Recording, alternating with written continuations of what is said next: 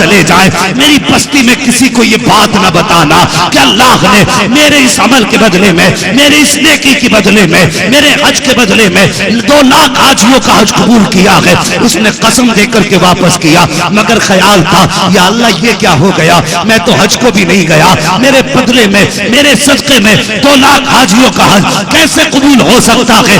ये सोचते सोचते आंख लगी है, ख्वाब में मुस्तफा तशरीफ ले आते हैं। अजीब मंजर था, एक बादल मदीने की जमीन से उठा और गुलाम के आंगन में बरसा, और नूर की बरसात में जो चांद चमका था, दुनिया अब्दुल्ला का लाडला कहती है, फातिमा का बाबा कहती है, जैसी वो चांदनी छटी है, हुजूर का जलवा सामने था। गुलाम बिस्तर से उठा, कदम पकड़े, मदीने वाले आने की जहमत कैसे की है, हुजूर इशारा कर देते, मैं उड़ के आ जाता। मुस्तफा फरमाते हैं, तूने हज जाते वक्त अपने हज का सारा पैसा मेरी बेटी के कदमों पे लौटा दिया, और जब बख्तियार काकी ने बताया तुझे यकीन नहीं आ रहा था, सोन उसकी बात की गवाही देने मदीने से मोहम्मद चल के खुद तेरे घर तक आ गया है।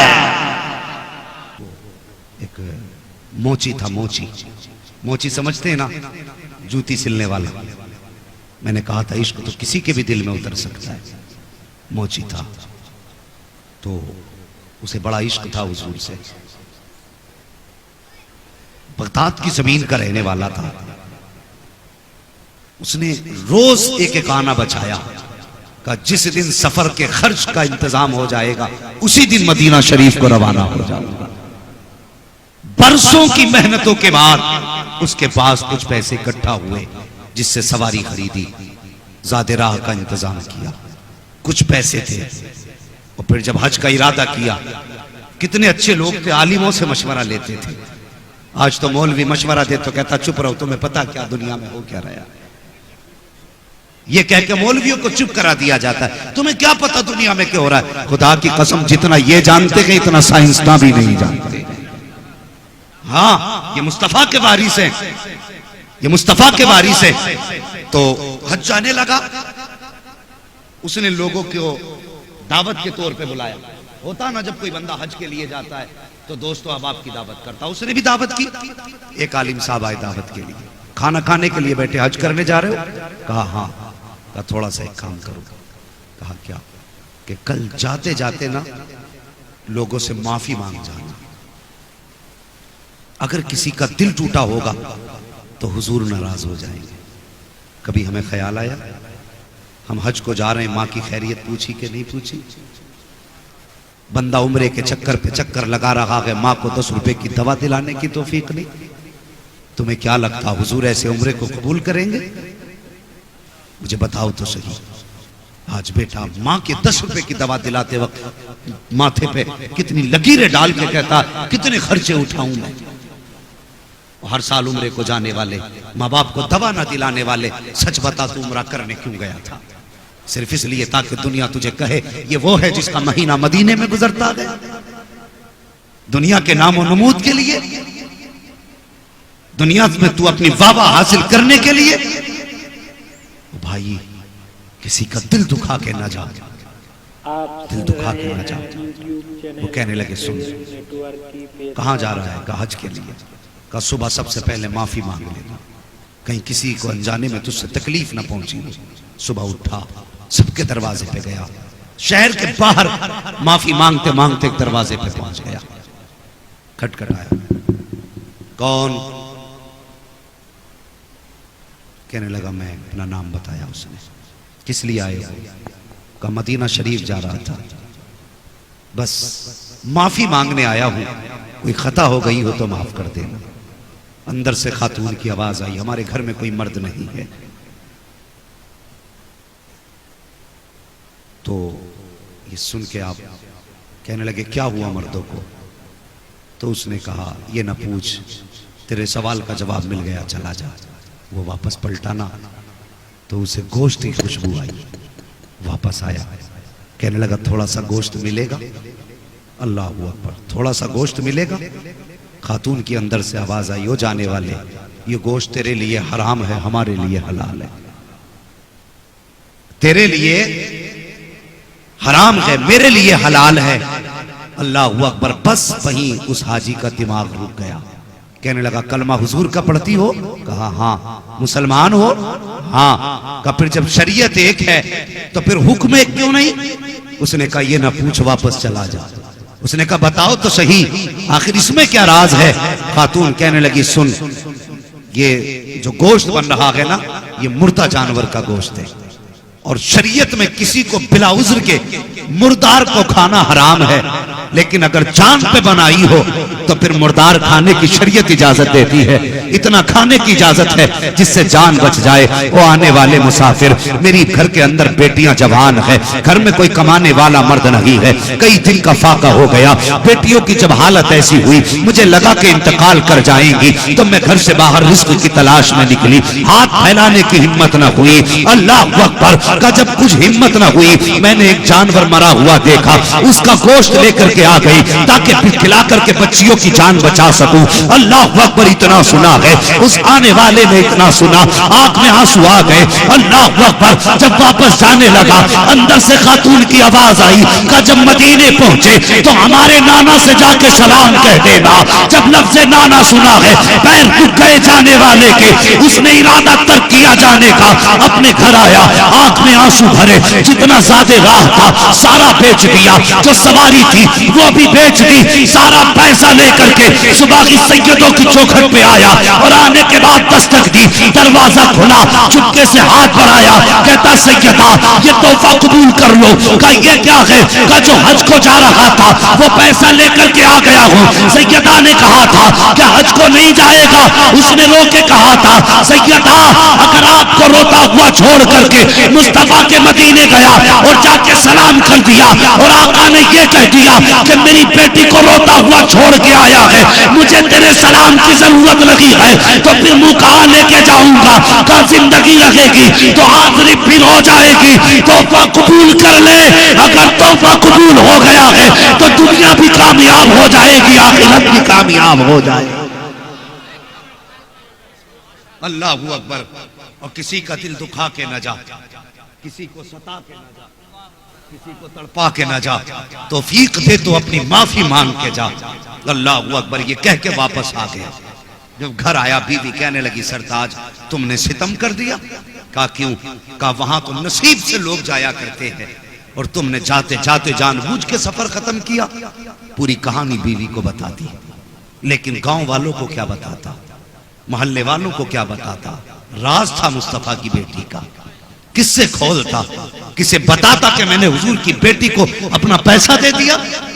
हिम्मत ने जवाब दे दिया, चुप होके बैठ गया। बच्चे घर से निकलते, लोग कहते तेरा बाप बड़ा कमीना है। वहां जाने के लिए लोग तरसते, इसने जाते जाते अपना सफर खत्म कर दिया। मोहल्ले में लोग ताने देने लगे, इसने मारे गैरत के दरवाजा बंद कर लिया। हाँ, जब तक लोग हज करके वापस आते इसने दरवाजा ही नहीं खोला। उसी साल हज करने के लिए ख्वाजा कुतुबुद्दीन बख्तियार काकी रहमतुल्लाह तआला अलैह गए हुए थे।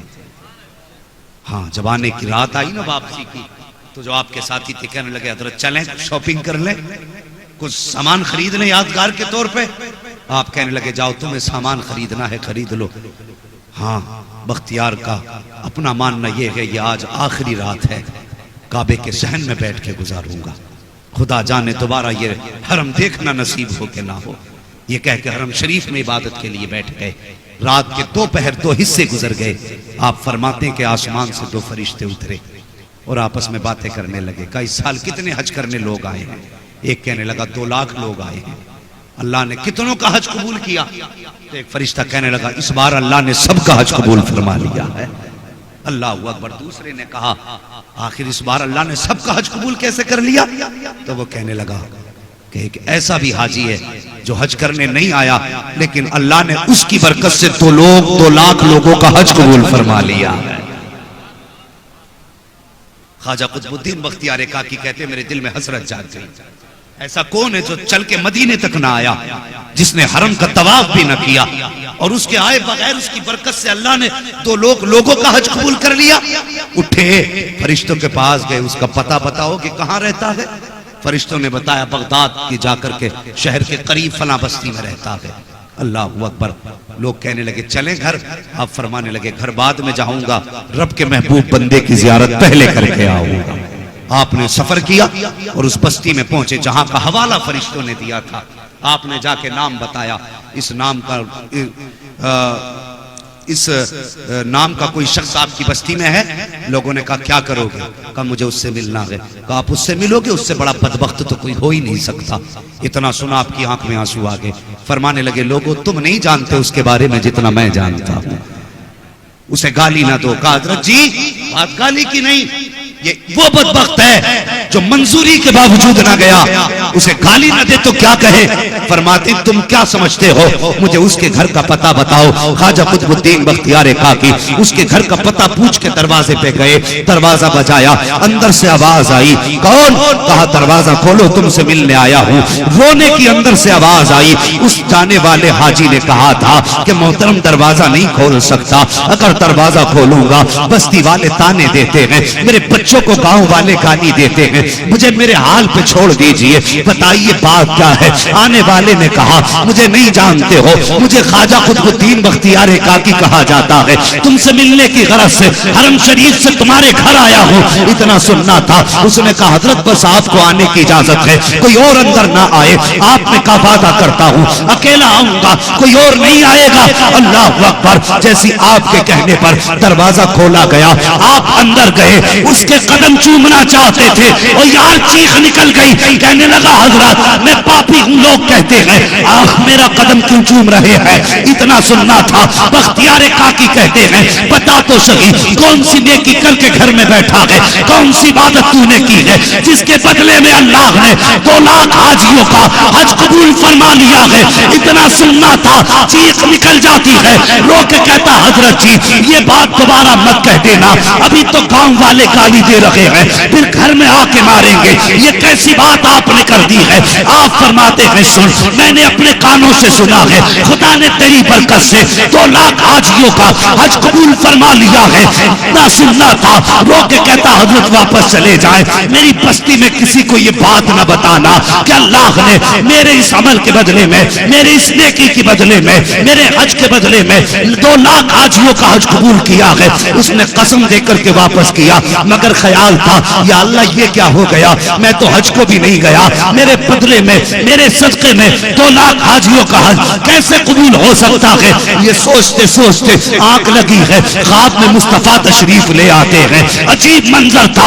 एक बादल मदीने की जमीन से उठा और गुलाम के आंगन में बरसा और नूर की बरसात में जो चांद चमका था, दुनिया अब्दुल्ला का लाडला कहती है, फातिमा का बाबा कहती है। जैसी वो चांदनी छटी है, हुजूर का जलवा सामने था। गुलाम बिस्तर से उठा, कदम पकड़े, मदीने वाले आने की जहमत कैसे की है? हुजूर इशारा कर देते, मैं उड़ के आ जाता। मुस्तफा फरमाते हैं तूने हज जाते वक्त अपने हज का सारा पैसा मेरी बेटी के कदमों पे लौटा दिया, और जब बख्तियार काकी ने बताया तुझे यकीन नहीं आ रहा था, सोन उसकी बात की गवाही देने मदीने से मोहम्मद चल के खुद तेरे घर तक आ गया है।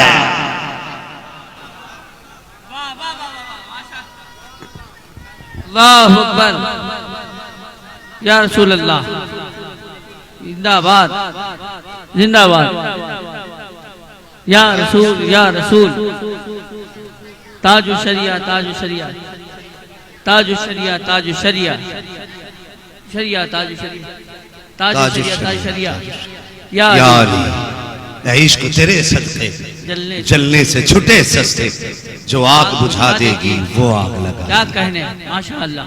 क्या ये इश्क की आग लगी है हमें?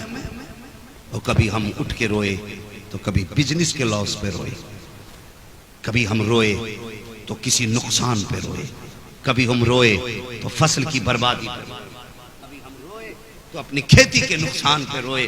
और यार कभी उठ के मदीना शरीफ की याद में रो लिया कर, कभी हुजूर के